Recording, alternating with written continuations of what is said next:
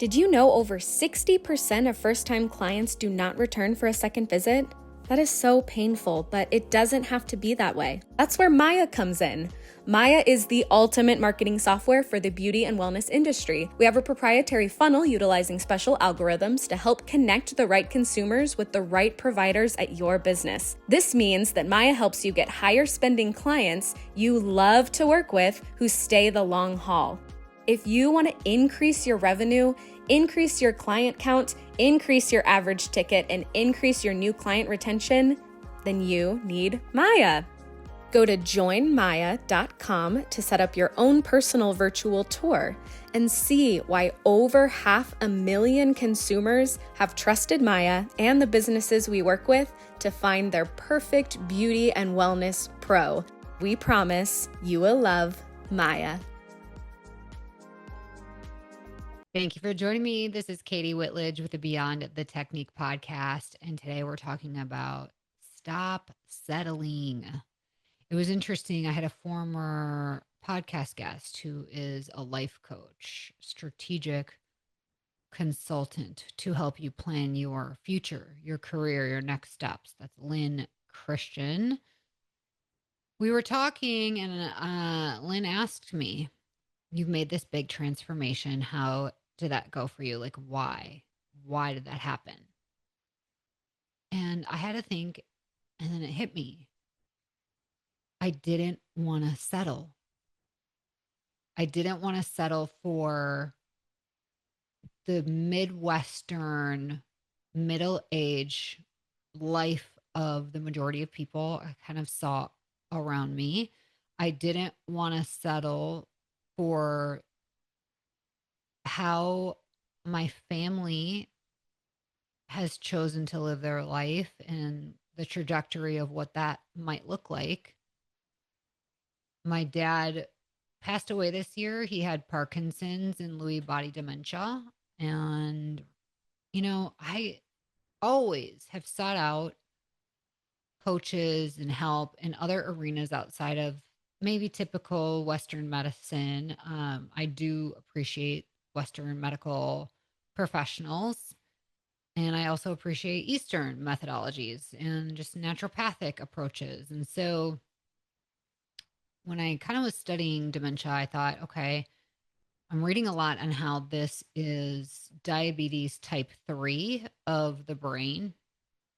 And there could be some major lifestyle shifts with nutrition and activity that could completely change the symptoms he was having. So quality of life could have looked different. And I say to him one day, "Dad, if everything could change for you and you wouldn't feel this way and you wouldn't be stuck in a memory care facility on all these medications and maybe even someday get out of being in a wheelchair, but you'd have to completely change the way that you eat and your physical activity. You'd have to get off the medications and replace them with other supplementation. Would you be willing to do that?" And he sat and he looked at me and he goes, "You know what, Kate? Probably not." And man, that hurt my heart because when you love people, you see what could be possible for them. You want the best for them. And I had to just accept it, that was the choice he was making. Another scenario is, this is so a Karen moment of my life. So I'm embarrassed to even tell you, but I take walks, and some of you kind of know if you're following me on social media. I'm very active now. I didn't always used to be. And I'm out for a walk and I see this young lady pushing a baby in, at the park, pushing her on the swing. So this little baby's on the swing getting pushed. And I'm like, this has got to be a babysitter. This can't be the mom, but I didn't know. And I walked past, but why was I all eyes on it? Because I'm freezing wearing this jacket and this baby is wearing a onesie and her legs are exposed. Now she had little kind of no show level socks on, the really tiny little socks, but no shoes, no hat. It is freezing. I'm wearing my ball hat, my trucker hat. So I'm like, what in the heck is going on? Like, I'm not the helicopter mom. In fact, if you ask the neighbors that I live around, they'd say I'm probably the least helicopter mom of the group. I have big expectations and standards for my kids, but I'm not out watching everything they do constantly. So there's this like level of trust, and you have to get dirty and you have to learn and maybe scrape your knees sometimes, whatever. Um, but this bothered me. And I was walking around the block and I'm like, don't do it, Katie, don't do it. And I was like, oh, I have to. And I walk up to her and I was like, are you the nanny or the mom? And she's like, I'm the nanny. And I was like, how come this baby does not have any clothes on? It is freezing. And I was not very nice, you guys. I said, oh, by the way, I didn't even say this. So the nanny, or this young person watching the baby. And when I say baby, let me just put this into context. She was probably 9 months old, 6 to 9, like around there. I mean, enough to sit upright in the swing. So like 9 months old, I would guess. And she was just pushing her in the swing and on her phone, which also bothered me.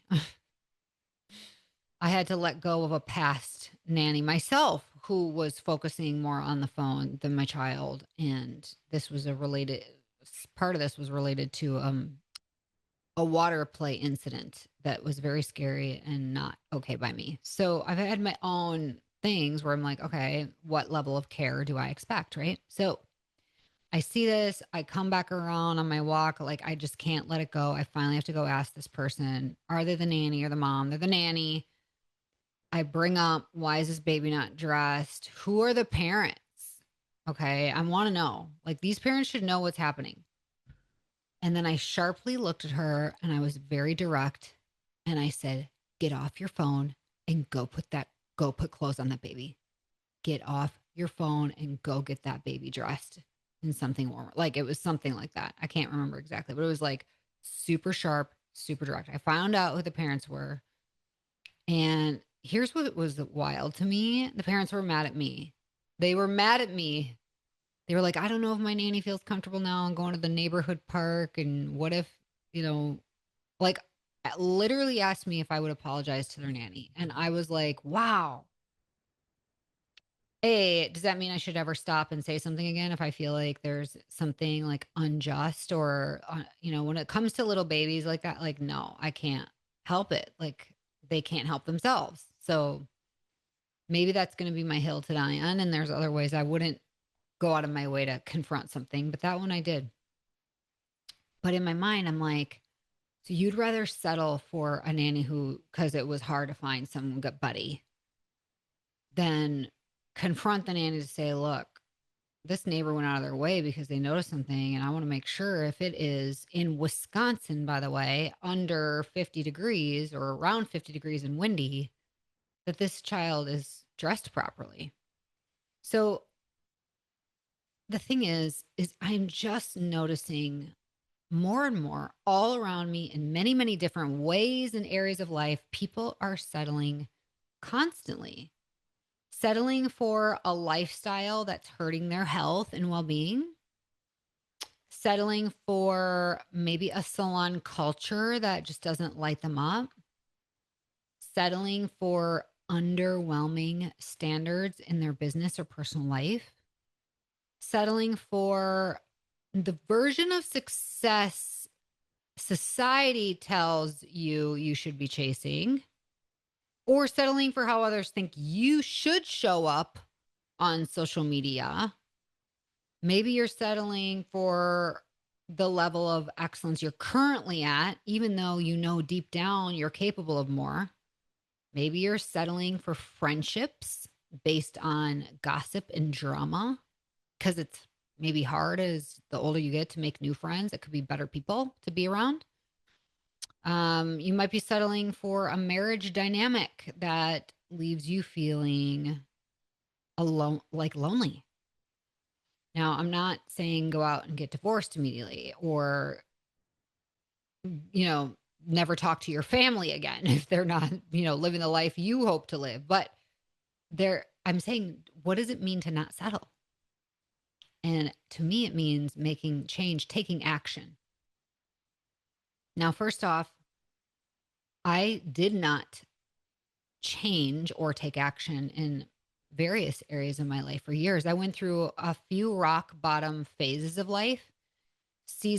I've had seasons of terrible marriage. I've had seasons like long decades, like over 3 decades of being obese and believing that that's just who I'm going to be. I'm always going to be this way. I'm just going to always be hopefully one of the best looking, best personality of the fat girls in the room. Like in my head, that was the story I was telling myself, and that was not healthy to even think that way. Seasons of being addicted to drugs, seasons of depression. And I don't really talk about it a lot because I think what you talk about, what you focus on, becomes your reality. So it's a whole different podcast on vulnerability. Sometimes it's appropriate to be vulnerable, sometimes it's not. And I think what's more important is to show up authentically. So if you're listening and you're like, gosh, I feel like there's things that I am settling for. Like, how many of you settle for subpar performance from team members and because you're scared to have tough conversations? Because what if they resent you and eventually leave and you'd rather just keep the status quo? Like, I get it. And I've been in all those scenarios. Taking action has to take place. But what happens before that, even foundationally? I think number one is you have to have faith, because everything I said about why you wouldn't change or take action has 100% to do with fear. Fear of what if it doesn't work? What if I alienate people? What if I lose friends and never have new ones? What if they hate me? What if they don't like me? What if they judge me? What if the da da da da? And it's like constant fear. And that is the biggest point to paralyze your progress. Here's what's interesting. Many of you know I believe in Jesus, and when I say faith, it's not just my faith in him, but it's faith in we are created by a unique creator who thought of you before you actually happened, who loved you, liked you. You were his idea. So I think, gosh, we should like ourselves. We are like nobody who came before us and nobody who will ever become, come after us. And having faith in him and just faith in your own special, unique life. If you don't believe that change is possible, that on the other side of fear, you could have this whole new life, then you probably won't take any action or any steps. Or you'll start with a few changes and maybe some things don't go as quickly or as perfectly right off the bat and you give up too soon. But if you don't have faith, which is this belief that there is something different and better, I don't have to settle, then you're onto something. That's foundational. Faith needs to be greater than your fear. And the next big thing, main thing, is better influences. When I wanted to change my life, I started looking specifically on social media for the kind of people who had lifestyle and the outcomes that resulted in just living this way. I started following them. I started looking at what they do, how they do it. And I wanted to be influenced by them. You become who you spend the most time with. It's really hard if that's family and the family you're around have some really toxic things happening. It will be one of the things that I had an awakening about. I'm kind of the black sheep of the family. I'm the only entrepreneur. I'm the only one that thinks outside of the box the way I do. Everybody else, and it's no fault to them, but they have taken what's considered more of a traditional path with careers and things like that. Um, they're not maybe as big of risk takers, and it's fine. But they also, in my opinion, have settled for behaviors, actions, lifestyle choices that I see so clearly are just not in line. There's a total misalignment. We have some common things there's a thread of some common things, which are faith, family, love. Um, Sometimes it'll be like sports or other topics, but really it's hard. We don't get fired up about the same things. And even my family has a tendency. And when I say family, I'm talking mom, siblings, things like that, not my like immediate family, because you get to curate your own family as an adult. And I think that's one of the most special opportunities is maybe when you were young, you thought things would look a certain way when you're an adult and they don't. And that's so disappointing and disheartening. But you also have the opportunity to create your own family or with the people in your life around you. So I've had to really limit my time with my family. If I think one of the things that bothers me the most is we are so performance based. Like we had this almost transactional loving relationship or conditional love, which is so weird to say, but as I was a pastor's child. So when you are a pastor's child, no matter what's going on the home front, when you go to church and you're around other people, you show up and you show out, which means you are somewhat putting on a front. It's not about you or your problems. It's loving and giving them attention. But what tended to happen is we leave church and then there was always a conversation. How do you think that went? Oh, did you hear about this? Did you talk about that? Here's what I think about things. And it's just like, it's almost like watching the news. Do you know what? I don't really watch the news anymore. Do you ever notice how the news are just the same people have sharing their opinions about drama things that are happening? It's not a lot of like, here's the news, here's what's going on, period. It's just commentary about it, how everybody's all worked up about something or another thing.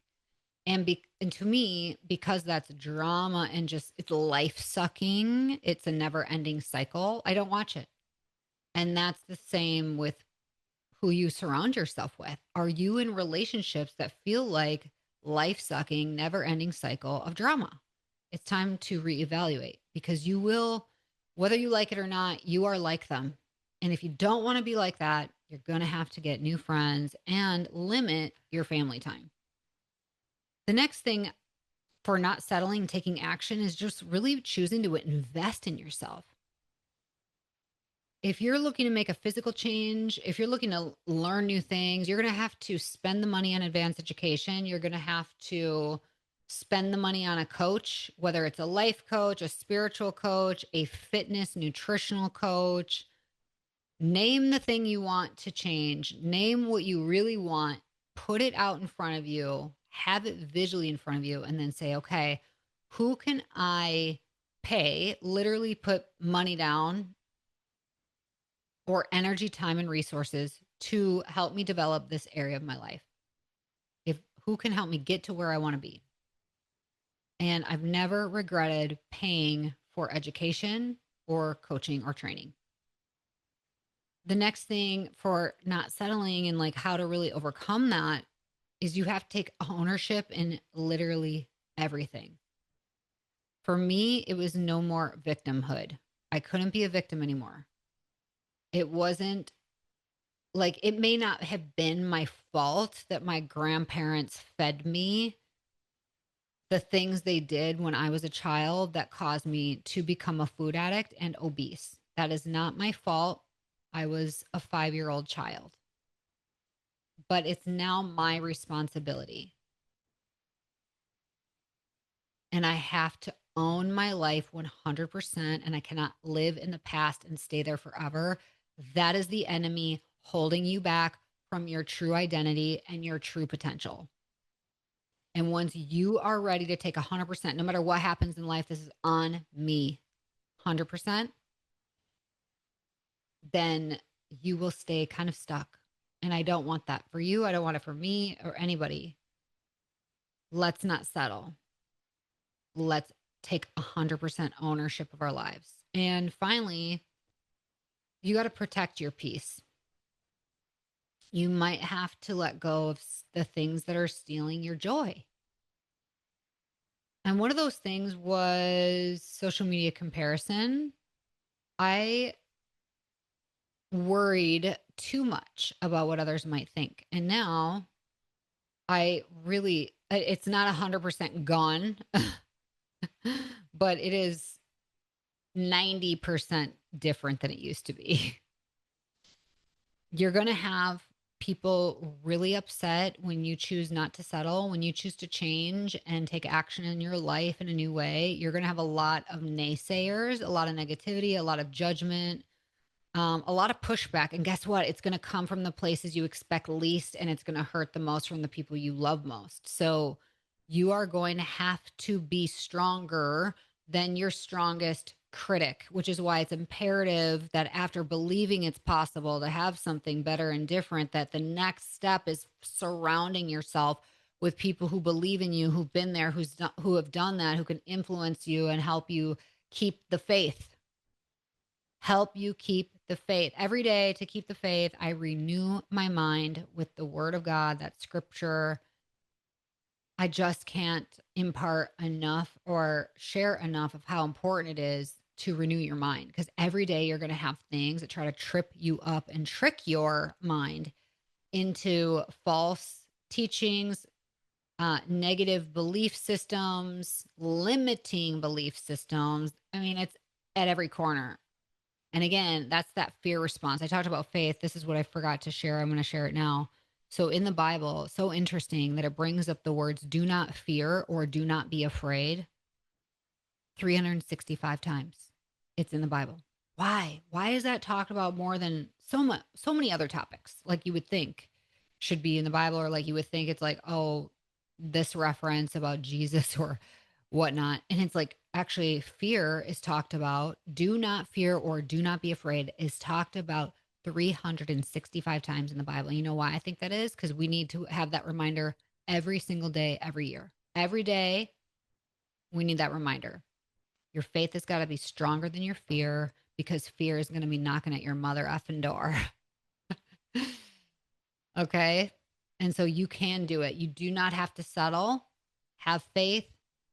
Believe you can make the change. Take massive action and surround yourself with the people who have been there, done that, and want it for you too. You may have to pay them. I think you should. Put that skin in the game. Take ownership of your life and protect your peace at all costs. Friends, I hope that you were inspired by today's conversation. I hope you do not settle for anything subpar, because you deserve it, you're worth it, and you were set apart for a special reason, and you have a special purpose for your life. So I hope you get to go out, live your calling in the way that exceeds your wildest dreams. Until next time, everybody, have an awesome day and stay strong.